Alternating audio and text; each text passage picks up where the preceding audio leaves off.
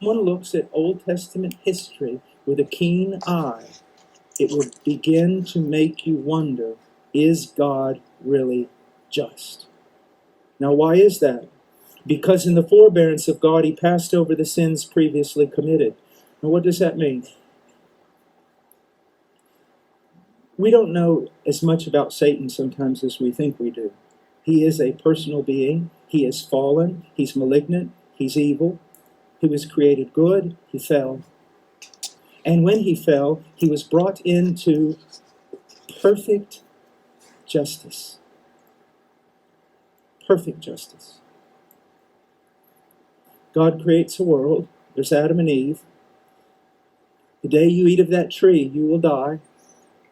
It seems to be an open and shut case. You disobey, you're dead. There's no hope. It's over. They fall. And in Genesis 3:15, we have the protoevangelium, which is the first promise of the gospel, that God would send someone who would be born of woman, that would take it on the heel, that would be wounded, but would crush the serpent's head and put an end to his work. Can you imagine when Satan heard that? The accuser is not just the accuser of the brethren.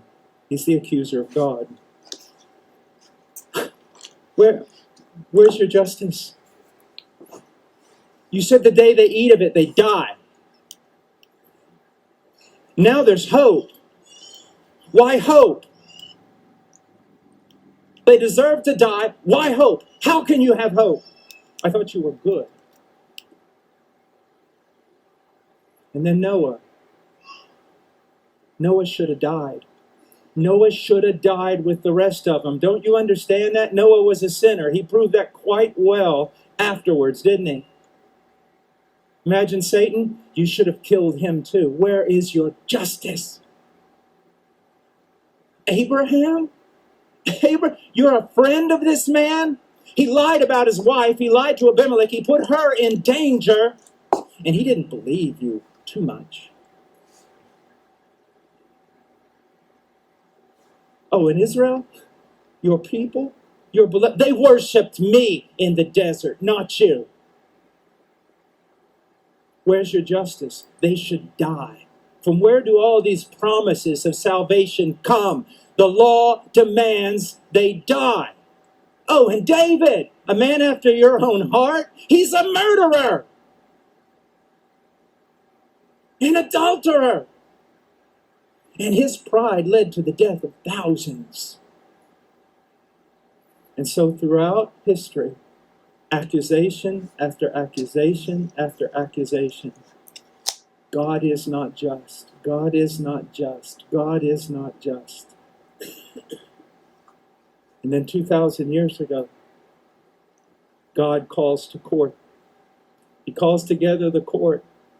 Satan appeared front and center. Do you want to know how I can give a promise to Adam? Do you want to know how I can save Noah, the sinner, from the flood? Do you want to know how I can call unbelieving Abraham my friend? Israel my people? Do you want to know how I can call David my son and still be just? Look to Calvary right now. Turn your face to Calvary, because there my son dies for them all. The greatest problem in theology and philosophy is this: if God is good, he cannot forgive you. You need to understand that, because that's the core of the gospel.